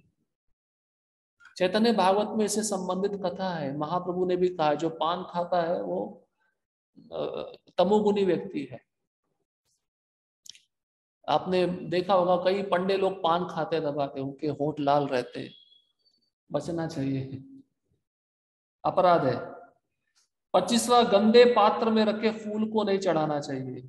ऐसा पात्र जो दूषित है, इसको दूषित व्यक्ति ने स्पर्श किया, जो साफ नहीं है ठीक से, उसमें कोई वस्तु रखी है, वो वस्तु को भगवान को अर्पित नहीं करना चाहिए। 26वां, बिना आसन के फर्श पर बैठकर भगवान की पूजा नहीं करनी चाहिए, अपितु आसन या गलीचे पर बैठना चाहिए। आप प्रसाद ले रहे हो, गायत्री कर रहे हो, जप कर रहे हो, इसमें आसन अनिवार्य है। बिना आसन के इस भक्ति का जो लाभ है आपको प्राप्त नहीं होगा। इसलिए पुजारी के लिए आसन चाहिए, और उसका अपना पर्सनल आसन होना चाहिए। वो आसन किसी मंदिर के दूसरे भक्त इस्तेमाल नहीं करना चाहिए। इसलिए उस पुजारी का आसन अपना अलग होना चाहिए, उसको पुजारी के कक्ष में ही रखना चाहिए। इसलिए बिना आसन के भगवान की पूजा नहीं हो सकती। इसलिए जप करते समय, गायत्री करते समय, प्रसाद लेते समय भी आसन पे ही बैठना चाहिए। ये नहीं कि आसन नहीं है आप गायत्री कर रहे हो, आसन नहीं है आप जप कर रहे हो, आसन नहीं है आप प्रसाद ले रहे हो, वो भक्ति की क्रिया का लाभ आपको नहीं मिलेगा। 27, पूरी तरह स्नान किए बिना अर्चा विग्रह का स्पर्श नहीं करना चाहिए। पूरी तरह स्नान मतलब, हाँ पूरा मतलब सिर के ऊपर से पानी डाला है तभी आप स्पर्श कर सकते हो। ऐसा नहीं है कि बीमार है चलो गर्दन से नीचे नीचे पानी डाल के स्नान करके आ गए और पूजा कर रहे हैं, ये भी अपराध है। पूरा स्नान मतलब पूरा ऊपर से लेकर नीचे तक पूरा शरीर भीगना चाहिए पानी से। और खाली पानी से ही स्नान नहीं करना है, उबटन भी लगाना चाहिए, शरीर पे साबुन भी लगाना चाहिए।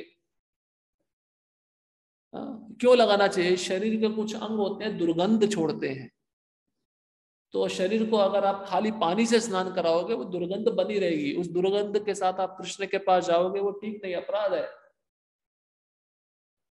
इसलिए आयुर्वेदिक उबटन होते हैं वो लगाओ, या ऐसा साबुन इस्तेमाल करो जो सिंपल हो और अच्छा हो।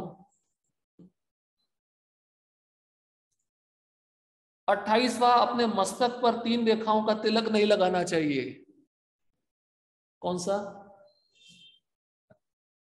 त्रिपुंड, जो शैवाइट्स लगाते हैं।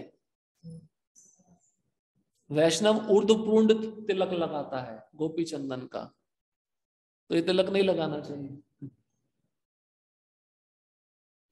29वां, हाथ तथा पांव धोए बिना मंदिर में प्रवेश नहीं करना चाहिए। ये बाहर से जो भक्त आते हैं हाथ पांव धोकर ही मंदिर में प्रवेश करें। कि आप आते समय किससे बातचीत कर रहे हो, किसको स्पर्श कर रहे हो, किस मार्ग से आ रहे हो, एटलीस्ट मंदिर में प्रवेश करने से पहले हाथ पांव अच्छे से धो लेना चाहिए। अन्य नियम इस प्रकार है, और भी नियम है। अवैष्णव द्वारा पकाया गया भोजन अर्पित नहीं करना चाहिए। जो भक्त नहीं है उसके हाथ का बना हुआ भगवान को अर्पित मत करो। विषयी व्यक्ति है, भोगी व्यक्ति है, वो किस चेतना में बनाएगा? भोग की चेतना में बनाएगा। और भगवान तो किसके हाथ का खाते हैं? अपने भक्तों के हाथ का खाते हैं। भगवान ने दुर्योधन के हाथों का खाया क्या? विदुर के घर में खाया, जो उनके शुद्ध भक्त थे। इसलिए वो नियम हमारे लिए भी है, भगवान के लिए भी नहीं, भगवान के लिए भी है, क्योंकि बाहर के व्यक्ति का बना हुआ भोजन हमें तो दूषित करेगा ही, लेकिन भगवान उससे प्रसन्न नहीं होंगे। अभक्तों के समक्ष अर्चा विग्रह की पूजा नहीं करनी चाहिए। हाँ अभी उत्सव आता है ठीक है, लेकिन सुबह की जो सेवाएं होती हैं जैसे अभिषेक करना, श्रृंगार करना, पर्दा लगा के किया जाता है। इसलिए अभक्तों के सामने ऐसा पूजा नहीं करनी चाहिए। क्यों? उनकी चेतना क्या है? वो भगवान नहीं है, वो क्या है? एक पुतला है। तो पुतले को इतना क्यों सजा रहे हो? पुतले को इतना क्यों खिला रहे हो? ऐसी भावना उनके मन में निर्माण होगी और वो अपराध कर बैठेंगे। इसलिए ये नियम है। तथा जब कोई अभक्त दिखाई पड़ रहा हो तो भगवान की पूजा में व्यस्त नहीं होना चाहिए। पहले गणपति देव की पूजा करनी चाहिए क्योंकि वह भक्ति के मार्ग के सारे अवरोधों को दूर भगाने वाले हैं। ठीक है, बट पूरा तरह से इसमें लिप्त नहीं होना चाहिए। प्रभुपाद को एक बार प्रश्न पूछा कि गणपति की पूजा करनी चाहिए नहीं करनी चाहिए, तो प्रभुपाद ने सिंपल आंसर दी, उत्तर दिया, गणपति किसको पूजते हैं? नरसिंह भगवान को। जब आप उनके शरण में हो तो उनको पूजने का क्या आवश्यकता है? और आप पूछेंगे प्रभु जी यहाँ पे ये रूप गोस्वामी क्यों बोल रहे हैं कि गणपति की पूजा करनी चाहिए? ठीक है, अभी किसी को नया नया आता है व्यक्ति तो उसको बहुत आकर्षण होता है, थोड़ा लगाव रहता है, तो ठीक है थोड़ा बहुत एक दो मंत्र का उच्चारण ठीक है, लेकिन पूरी तरह से उस पूजा में लिप्त नहीं होना चाहिए। मेन पूजा का केंद्र बिंदु कौन होने चाहिए? कृष्ण होने चाहिए। ब्रह्म संहिता में कहा गया गणपति भगवान नरसिंह देव के चरण कमलों की पूजा करते हैं, इस तरह वे समस्त बाधाओं को दूर करने में भक्तों के लिए कल्याणकारी बन चुके हैं, इसलिए सारे भक्तों को गणपति की पूजा करनी चाहिए। मतलब कारण बता रहे हैं, लेकिन अगर आप नरसिंह भगवान की शरण में हो तो आपको आवश्यकता नहीं है। नाखूनों या उंगलियों से स्पर्श किए हुए जल से अर्चा विग्रह को स्नान नहीं कराना चाहिए।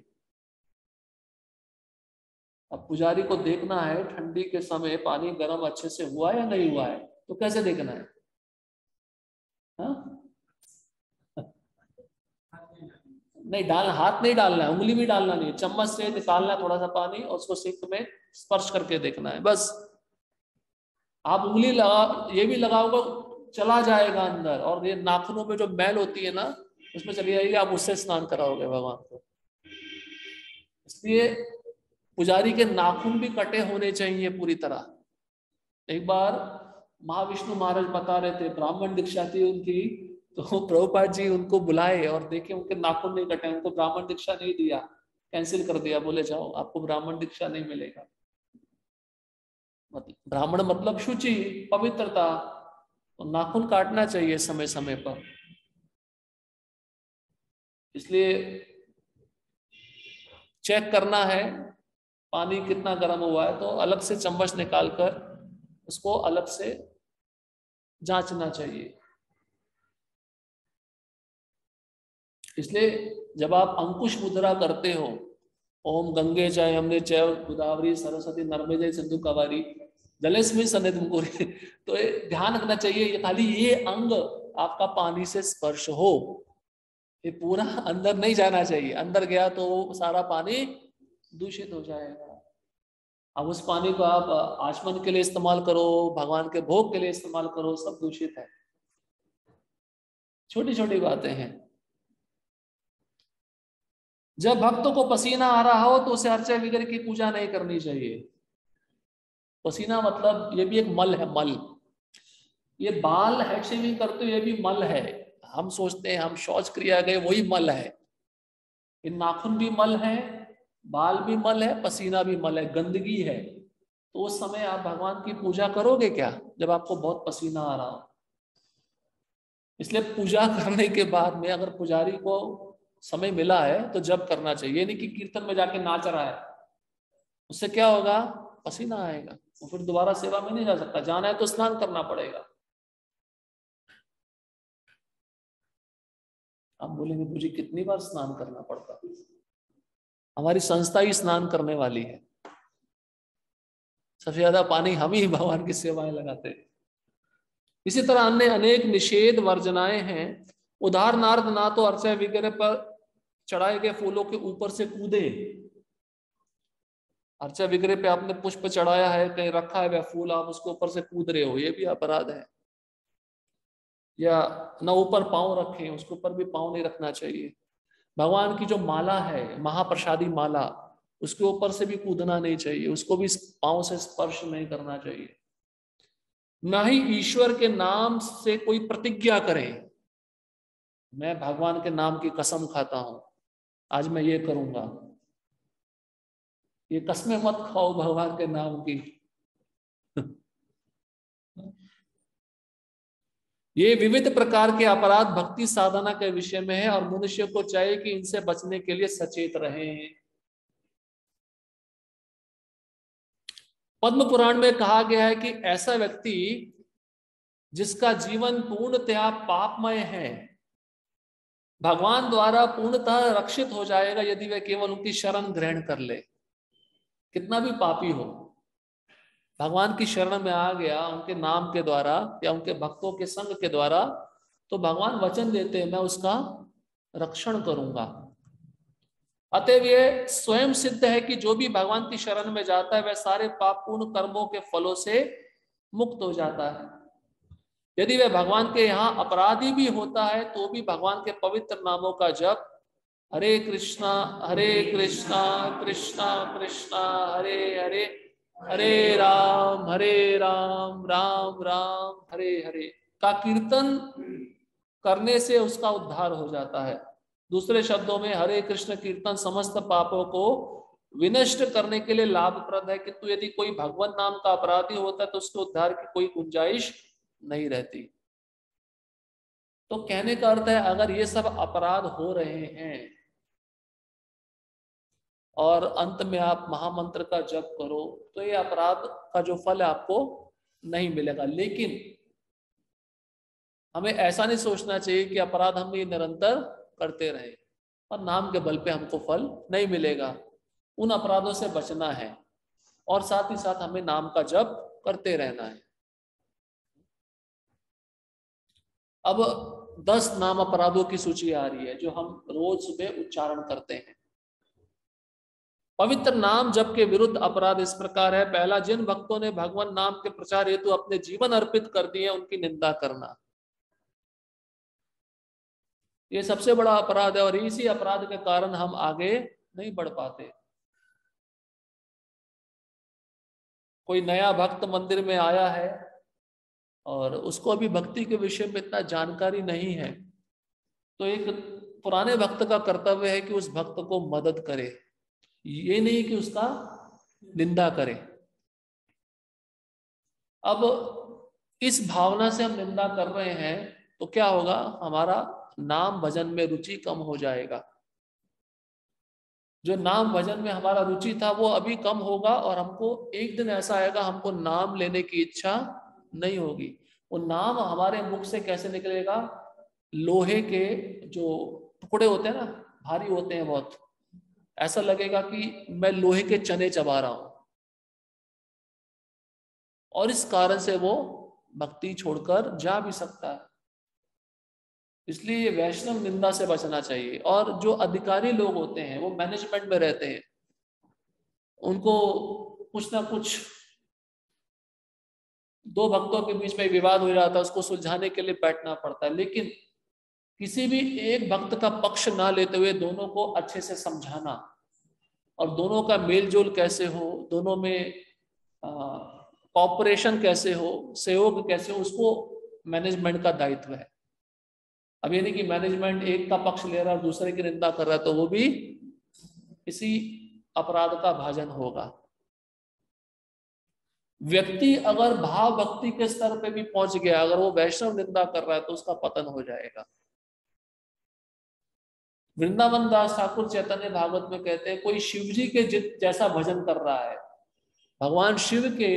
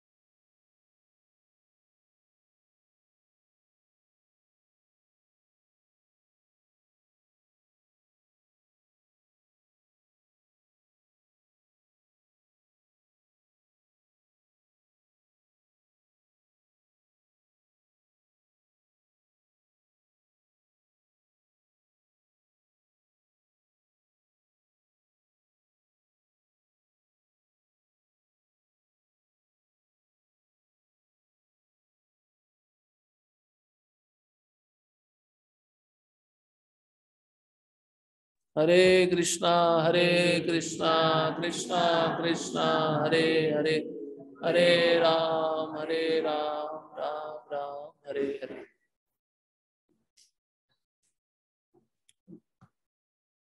सभी भक्तों से क्षमा चाहते हैं थोड़ा, ठीक है। तो भक्तों के प्रति निंदा नहीं करनी चाहिए, ये पहला नाम अपराध है। निंदा करने से क्या होगा, वह नाम भजन में रुचि समाप्त हो जाएगी। दूसरा है शिव या ब्रह्मा जैसे देवताओं के नामों को भगवान विष्णु के नाम के तुल्य या उससे स्वतंत्र मानना। कभी कभी नास्तिक लोग यह मानते हैं कि कोई भी देवता भगवान विष्णु के समान है, किंतु जो भक्त है ये वह भली भांति जानता है कि कोई भी देवता चाहे कितना ही बड़ा क्यों ना हो, भगवान के बराबर या उनसे स्वतंत्र नहीं हो सकता। तो यदि कोई यह सोचता है कि काली काली या दुर्गा दुर्गा का जाप हरे कृष्ण के तुल्य है, तो ये सबसे बड़ा अपराध होगा। तो देवताओं को भगवान के नाम के समान नहीं समझना चाहिए। भगवान श्रेष्ठ है तो उनका नाम भी श्रेष्ठ है। तो कई लोगों का मत ऐसा होता है, आप किसी भी देवता की पूजा करो, आप कहाँ जाओगे, भगवान के पास जाओगे, ये भी अपराध है। तीसरा, गुरु की आज्ञा का उल्लंघन करना। गुरु आपको कुछ आज्ञा देते हैं उसको ना करना, या उनको साधारण मनुष्य मानना, ये भी अपराध माना जाता है। इसलिए गुरु को कभी भी भौतिक दृष्टि से नहीं देखना चाहिए। कृष्ण भी उद्धव को कहते हैं, मैं आचार्य के रूप में पृथ्वी पर भ्रमण करता हूँ, वह आचार्य मेरा ही स्वरूप है। जैसे मुझको सम्मान देते हैं वैसे ही आप उन आचार्यों को, गुरुजनों को सम्मान प्रदान करिए। चौथा, वैदिक साहित्य या प्रमाणों की निंदा करना। ऐसे वैदिक साहित्य जो भगवान की श्रेष्ठता को स्थापित करते हैं, उनको ना मानना, उनकी निंदा करना, या उनको ना पढ़ना, या उनको ऐसे स्थान पर रखना कि जो दूषित स्थान हो, तो ये भी चौथा नाम अपराध कहलाता है। पांचवा, हरे कृष्ण कीर्तन की महिमा को काल्पनिक मानना। काल्पनिक मतलब इमेजिनेशन, मिथ, मिथ बोलते हैं, माइथोलॉजी। जैसे राम सेतु क्या है, माइथोलॉजी है, ये किसी ने नहीं बनाया था, इसको कहते हैं अपराध। उसी प्रकार से ये नाम क्या है, कुछ नहीं, ये तो अक्षर है, भौतिक अक्षर है, कल्पना। इसलिए नरोत्तम दास ठाकुर को क्या कहते हैं, गोलोक प्रेम धन हरि नाम संकीर्तन, ये गोलोक से आया है।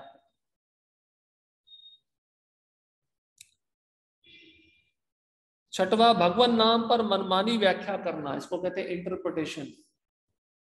अपने मन से आया तो कुछ भी हरि नाम पे व्याख्या कर दिया।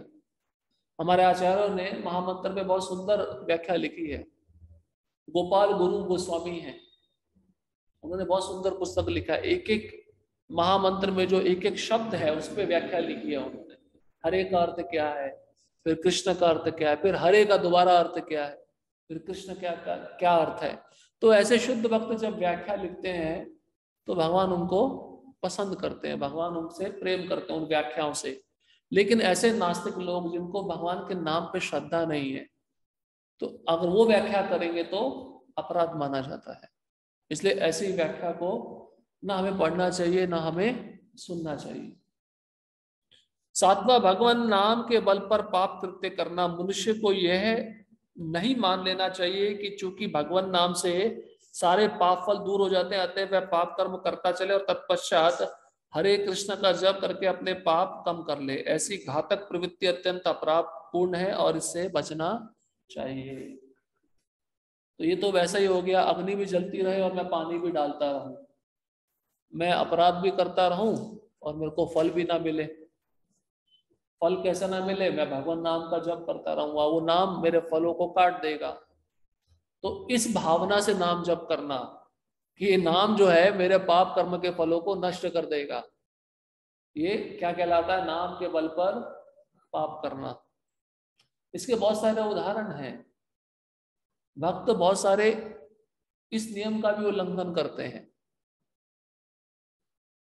अब जैसे एक बड़े पद पे अधिकारी व्यक्ति है, वो मंदिर में जो सुख सुविधा है उसका आनंद ले रहा है, लेकिन साथ ही साथ जो भक्त है उनका शोषण भी कर रहा है, उनको अपनी सेवा में लगा रहा है, और ऐसा सोचे चलो सुबह के समय तो 2 घंटे का सत्र होता है नाम जप करने का, वो नाम जप करूंगा, ये जो मैं पाप कर रहा हूं इसका फल मुझे नहीं मिलेगा। इस प्रकार से वो नाम के बल पर पाप करेगा। इससे बचना चाहिए। जैसे प्रभुपाद जी इसका उदाहरण क्या देते हैं, ईसाई धर्म में शनिवार रविवार को ईसाई लोग जाते हैं, 5 दिन पूरा पाप करेंगे और 6वां दिन या 7वां दिन जाकर वो फादर के सामने, पादरी के सामने निवेदन करेंगे, मैंने जितना पाप किया है जीसस, हे फादर आप ये सारा पाप फल ले लो। और फिर सोमवार से वही पाप कृत्य शुरू हो जाता है। इसको हाथी स्नान बोला गया है, कुंजर शौचवत। एक हाथी जब स्नान करके आता है और फिर स्नान करके भूमि पे आकर ही अपने सूंड में मिट्टी लेकर अपने को दूषित कर लेता है। 8वां, हरे कृष्ण कीर्तन को वेदों में वर्णित शुभ अनुष्ठानों में से एक कर्मकांड मानना। वेदों में तो बहुत बड़ा विभाग ही कर्मकांड का है, उसको हरिनाम के समान मानना, मतलब जो कर्मकांड फल दे रहे हरिनाम भी तो वही फल देता है, तो दोनों में अंतर नहीं है, दोनों समान है। ये भी अपराध है।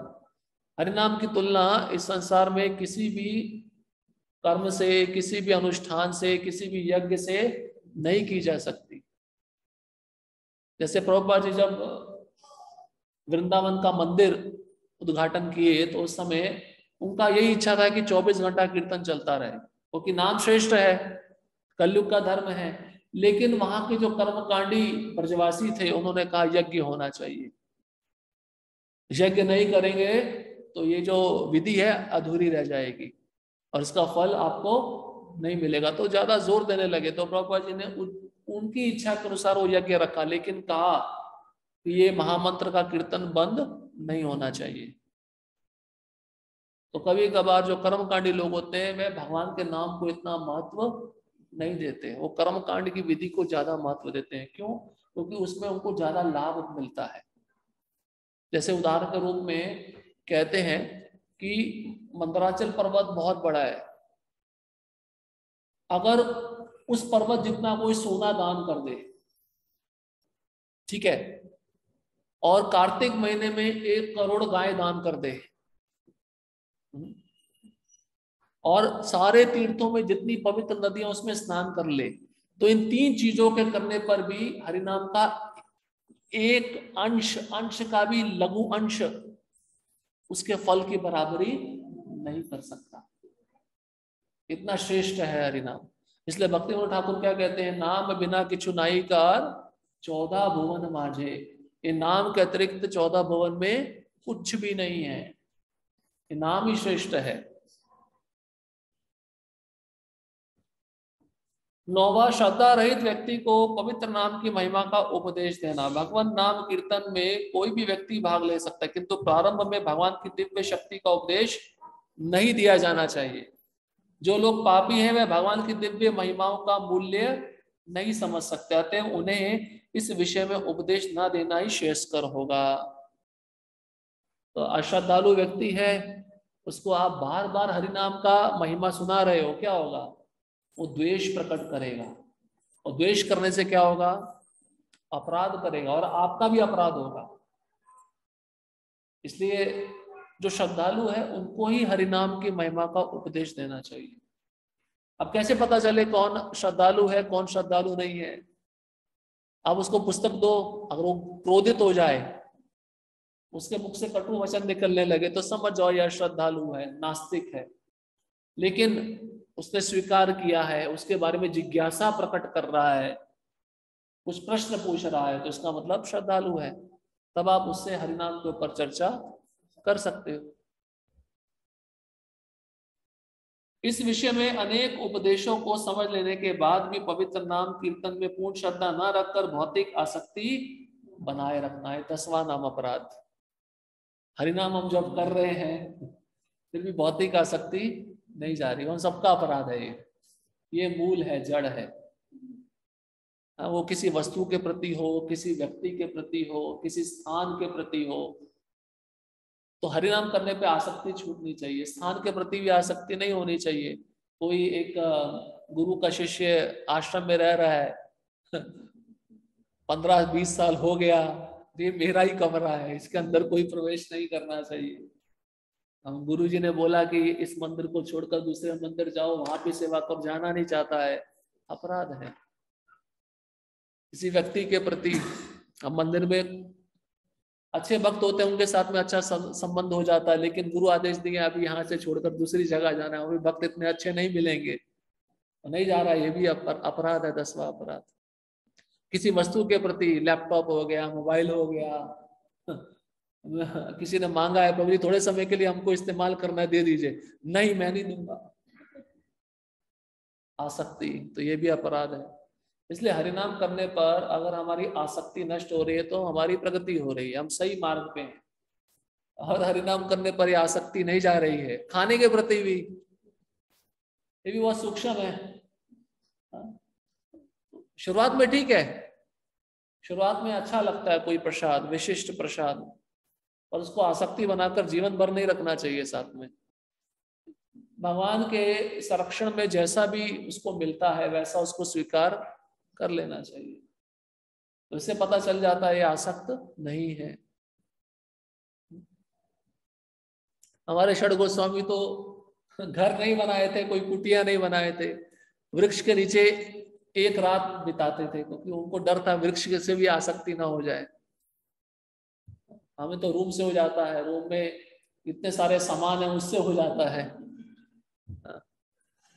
हमारे षड गोस्वामी हमारे आदर्श हैं, उनसे सीखना चाहिए। वृक्ष पे जो फल लगे उनसे भी आसक्ति नहीं होनी चाहिए, इसलिए वो अगले दिन दूसरे वृक्ष के नीचे जाके थोड़ा विश्राम करते थे, मधुकरी मांगते थे, भगवान की सेवा करते थे। उस समय तो वृंदावन पूरा जंगल था, 500 वर्ष पूर्व। अभी तो जंगल नहीं रहा, तो शहर बन गया। हर व्यक्ति को जो अपने को वैष्णव कहता है इन अपराधों से बचना चाहिए, जिससे शीघ्र ही वांछित सफलता प्राप्त हो सके। तो इन 10 अपराधों में एक पहला अपराध, एक तीसरा अपराध और एक 10वां अपराध, ये 3 बहुत महत्वपूर्ण। और भक्ति विनोद ठाकुर कहते हैं इनमें से भी ज्यादा महत्वपूर्ण पहला और 10वां।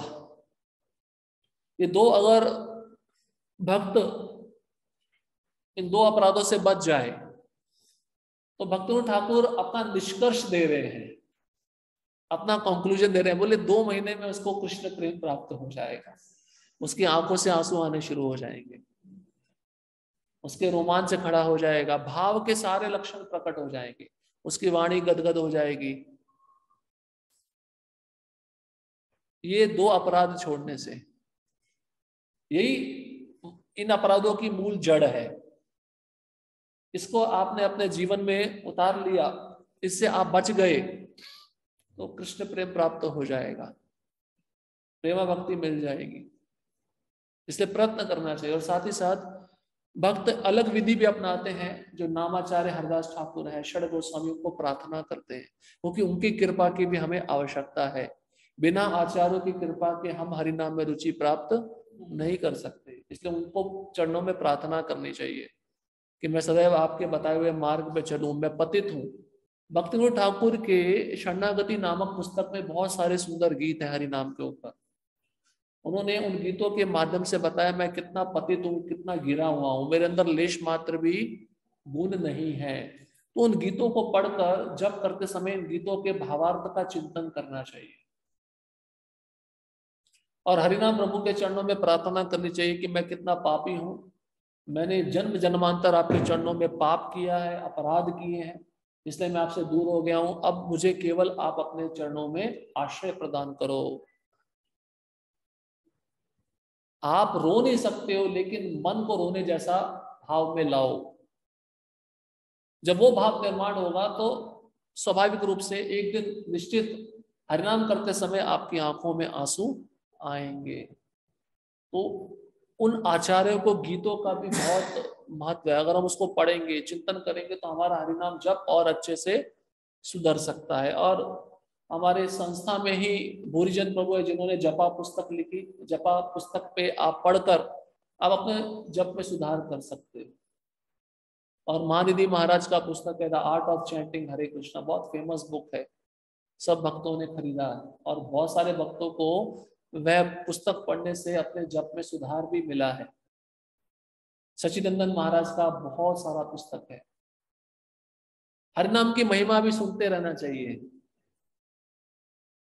आपका कमी कहाँ पे ये देखो, अगर आप वैष्णव के प्रति अपराध कर रहे हो तो वैष्णव की महिमा पढ़ो, अम्बरीश महाराज की कथा पढ़ो, तो उससे आपका वैष्णव के प्रति दृष्टिकोण बदल जाएगा। आपको हरिनाम में रुचि नहीं आ रही, अजामिल का आख्यान पढ़ो बारंबार, आपको हरिनाम में रुचि आना शुरू हो जाएगा। जिस क्षेत्र में कमी है उसकी महिमा को सुनो, उसकी महिमा का अध्ययन करो।